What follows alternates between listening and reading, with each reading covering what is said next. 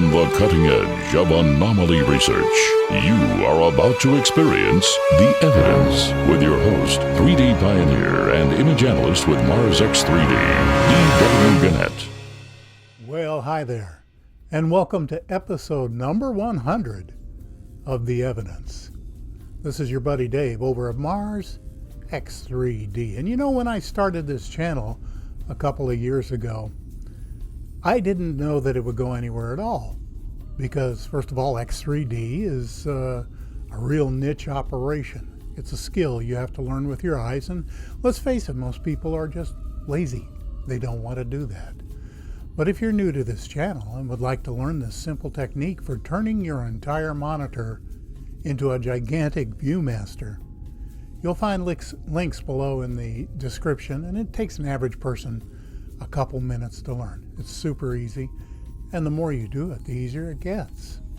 Anyway, I never thought that I would get to 100 episodes, that there would be that much interest.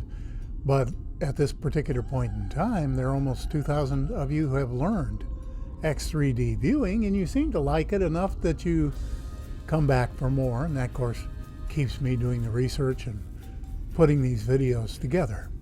I like to think that we have the finest cutting-edge anomalies in the Martian anomaly business. There's some stiff competition out there, including my friends over at Mars Anomalies and Beyond, Chris Maroney, and of course Jimmy Roberts over at the Real Jimmy Roberts 1. Both fantastic channels, terrific researchers. There are a lot of channels, unfortunately, who are just into clickbait. I'm not interested in doing that. So I'm here to show you non-fractal anomalies in X3D. Now, you're going to hear that term bandied about, non-fractal, quite a bit. All that means is the mathematics of intelligent design. It's the difference between looking at, for example, a tree, which you immediately know is natural, and a log cabin, which you immediately know was created by intelligent design. Fractals are when you divide fractions into fractions.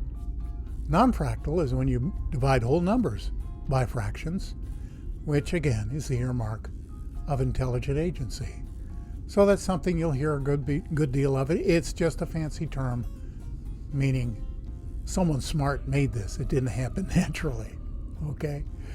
And gosh, what else is there to cover today? Not much, except that we have some really cool cutting-edge anomalies this week, with the possible exception of the very first one, which is kind of borderline, and I'll explain that in a minute. But meanwhile, let's dive in and see what we've got for this week. Let's start off today with one that's maybe a bit borderline. That cylindrical shape inside the yellow target is what initially caught my eye. So let's move in on it and see what's going on. The only really non-fractal thing about this one is that rectangular block it seems to be sitting on. You can see it in the shadow underneath, and you can also see that the corner closest to us is perfectly straight, with at least 3 right angles visible and several more implied. This dark rock on top has a kind of a cylindrical side, but then the right side tapers down to an even width all the way across to the back. It kind of looks like an axe head with a dull edge laid on its side. Did you notice that piece behind and to the left at about the 10 o'clock position? That nice row of 7 bumps or hemispheres, all the same size and all the same height. That does seem a bit fishy to me. This is one of those cases where I feel in my gut this is anomalous, but it's not the in-your-face anomaly that is my mainstay. So let's get to the good stuff. You know, Percy is turning up all kinds of odd little goodies. Problem is, so much of these images coming down to the unwashed masses That's you and me, folks. They're so heavily redacted that I don't really trust what we're seeing in these Z-cam shots. That said, I had to take a closer look at the black square inside the green target. Now, what do you suppose that is? Notice that the sunlight is shining down from, about the 1 o'clock angle, so there's no way the side facing us should be in deep shadow. That makes me think that this is either hollow or the square portion itself is blackened on purpose for some reason. The sunlit portions around the edges look like sunlight reflecting off metal to my eyes. So it's hard not to think of this non-fractal oddity as mechanical in nature. You're aware, of course, that all the rovers have the ability to zoom in on things with their mass cam telephoto lens. A clear, close-up view of this would work wonders to either debunk this totally as just another rock or give us a clear view of some ancient mechanical debris. The fact that NASA refuses to do that, at least publicly, means they don't want you to see this because of the implications that would involve. We're going to keep doing our best to see what they're hiding, though, aren't we? This past week has been a good one for our friend Laszlo, who shared this splendid little item. You've heard me say before that for some reason, some of the best anomalies are smack dab on the edge of a NASA image. I don't know if that's just coincidence or by design, but if you follow the white arrow almost off the bottom of the picture, you'll see what I'm talking about. There it is, right at the bottom center. This looks a lot like a bracket or a fitting to me, but whatever it is, it was manufactured. Let's get really close up and blurry for a bit more detail. Just a bit more resolution and we'd be able to make out some of those interesting markings on the inside. Meanwhile, is there any question at all in your mind whether this was shaped by intelligent agency? There are a couple things to consider if we assume this is made of metal. Metal needs to be mined, which means miners with tools digging ore out of the ground. It also requires smelting technology, a source of heat, to melt and extract the metal from the ore, which also means the tools and technology necessary for refining and purifying the metal, as well as possibly creating an alloy with other metals. This appears to have been stamped out, or possibly the various pieces were welded together, which means more tools, more means of accurate measuring, welding equipment along with the technology and knowledge to utilize it. Shall I go on? This little scoop, or whatever it is, not only points to intelligent agency for its origin, its silent voice also tells us of an advanced technological society where division of labor was the norm, just like in our world. Jim West is a tireless researcher who has made any number of important finds.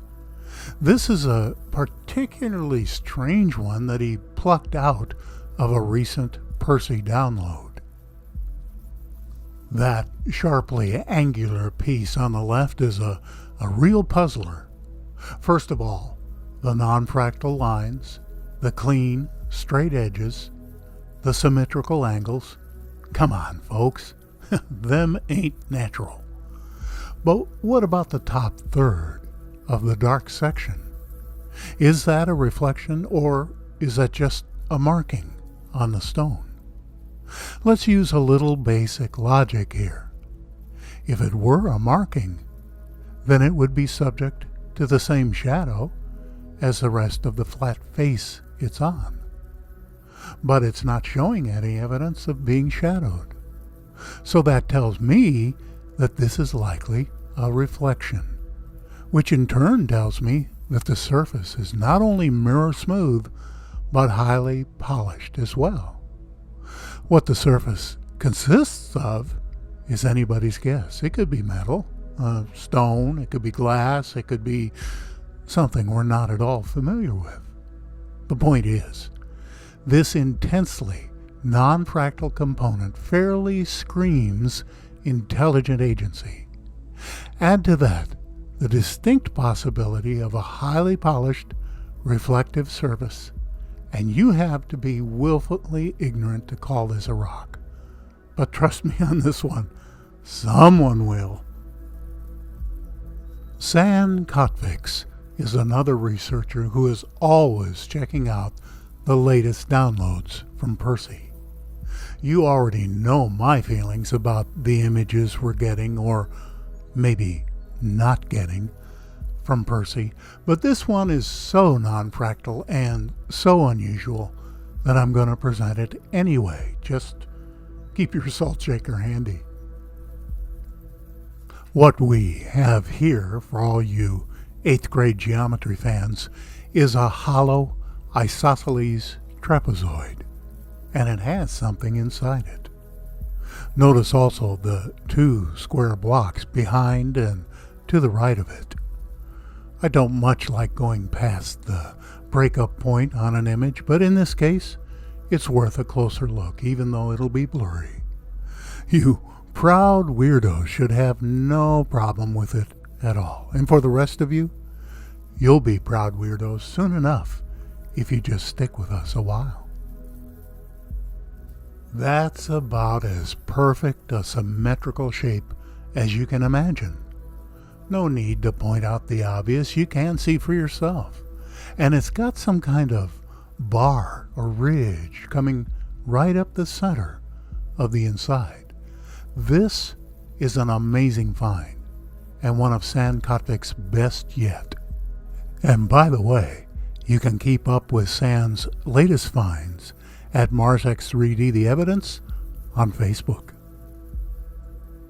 Our final image of the day is another one where what we're interested in is smack dab on the edge of the picture. You can see from the white arrow that this thing is a considerable distance from the rover, so that means a ton of magnification as we move closer. To my eyes, this is a badly eroded pyramid showing 2 openings and rubble around the base. Let's get even closer, even though the purists will ask their predictable questions about why is everything so blurry? The rubble on the left is actually taking on more form and leads me to believe this is another crumbling structure immediately adjacent to the pyramid and slightly in front of it. We can see the horizontal lines in the pyramid itself, which suggests courses of stone laid one atop the other, just like they did in ancient Egypt. An arched opening is right in the center bottom. At first I thought the opening at the top was the shadow cast by what appears to be a sphere just above it. But when you examine the way the light falls in the entire image, it's clear that what we have here is not a shadow, but an opening into the interior. The right side of the pyramid seems to be tumbled down, the courses broken and exposed. In any case, this one will go into the scores of pyramids we've found on Mars and hopefully get the appropriate archaeological attention at some point in the future. Well, that's it for episode 100, and thank you so much to those of you who have been along for the entire ride from the beginning. Hey, if you saw something you liked, please consider giving this video a thumbs up. It helps me to know whether to continue this work, and while you're at it, hit that subscribe button and click the notification bell. To all my friends and proud weirdos out there, you know who you are. Stay safe and stay weird. This is your buddy Dave over at Mars X3D. Be well.